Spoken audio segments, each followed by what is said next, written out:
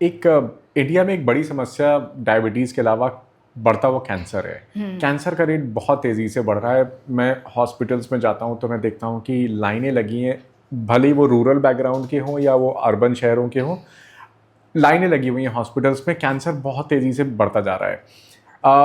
अब पता नहीं हमारा स्ट्रीट फूड उसके लिए ज़िम्मेदार है कि क्या है, लेकिन जो कैंसर का इतना बढ़ता हुआ रेट है, क्या कहीं न कहीं हमारा लाइफ़स्टाइल, हमारा हैबिट ज़िम्मेदार है?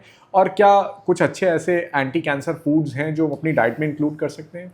मैं थोड़ा-सा इस पे ज़्यादा टाइम नहीं लूँगा, बट मैंने ऐसे बहुत सारे मिस इन्फॉर्मेशन वाले वीडियोज़ देखे हैं, इंस्टाग्राम पे फ्लोट करते रहते हैं। जो बोलते हैं कि आप ये ले लीजिए तो आपके घर से कैंसर निकल जाएगा। मतलब ये पब्लिक को सीधे-सीधे एक इतना मिस इन्फॉर्म करना है कि आप एक चीज़ ले लें और आपके लाइफ से कैंसर निकल जाए, मतलब क्या कर सकते हैं इसका? कैंसर होने का जो अब बहुत ज़्यादा वो दिख रहा है, एक तो वही जो रेडिएशन है, दूसरा वी आर यूजिंग पेस्टिसाइड्स, हुँ। We are using some hybrid qualities of food like wheat में भी बहुत सारी चीज़ों में हाइब्रिडाइजेशन हुआ। जब हरित क्रांति हुई जी, थी जी।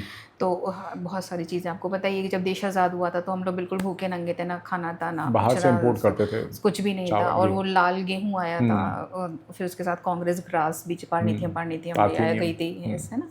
सो तो ये सारी चीज़ें उस समय की, देन हरित क्रांति हुई, बहुत ज़्यादा उस पर रिसर्च हुई एंड हाइब्रिडाइजेशन हुआ, तो उसमें बहुत सारी चीज़ें ऐसी आई जिसकी वजह से अब वो चीज़ें हमें दिक्कत हो रही है। फिर हम पेस्टिसाइड्स बहुत यूज़ कर रहे हैं, बहुत ज़्यादा यूज़ कर रहे हैं, ऐसे-ऐसे पेस्टिसाइड्स यूज़ कर रहे हैं जो कि शायद अब गवर्नमेंट ने भी कहा है कि इससे ज़्यादा आपको यूज़ नहीं करना चाहिए, बट किसान को कोई चेक तो है नहीं कहाँ मैम, वो सीधे कहाँ खेतों से पता है। और मार्केट में आ जाती हैं। चेकिंग भी हो रही है तो भाई वो बंदा आएगा, चेक करेगा और चला जाएगा रिपोर्ट करके। वो रोज़ तो नहीं आपके सर पे बैठा रह सकता है। पर तो जिस दिन वो चेक करने आ रहा, हो सकता है आपने उस दिन सारा कुछ प्रॉपर कर रखा हो,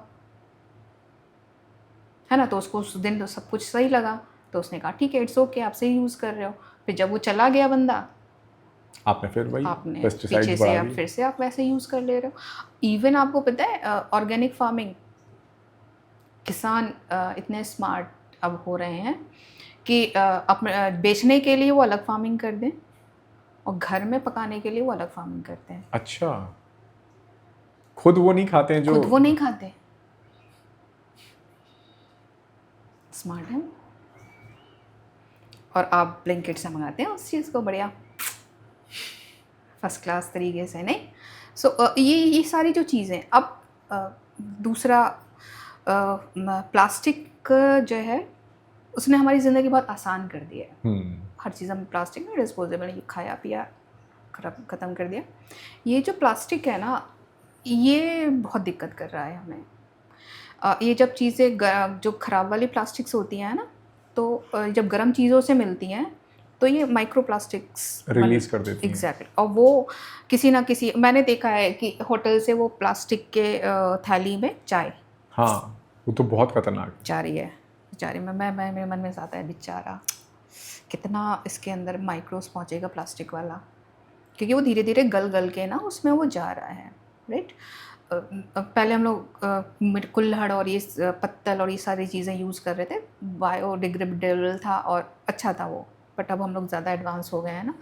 सो ये जो प्लास्टिक्स हैं, ये सारी चीज़ें हमें नुकसान कर रही हैं, दे आर कार्सिनोजेनिक।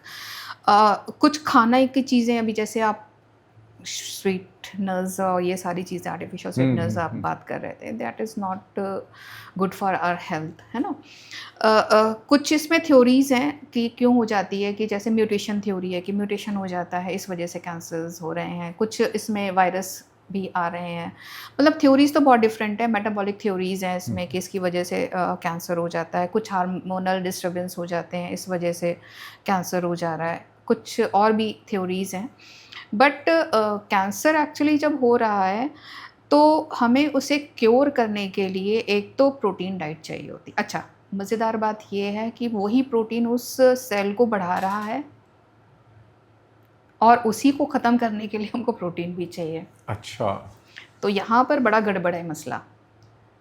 तो हमें बहुत ही ज़्यादा क्योर के साथ इसकी डाइट को प्रिस्क्राइब करना पड़ता है कि किस तरीके के कंडीशन में है, कौन सी स्टेज चल रही है, उसके अनुसार हम उसको डाइट दें, ओके। है ना।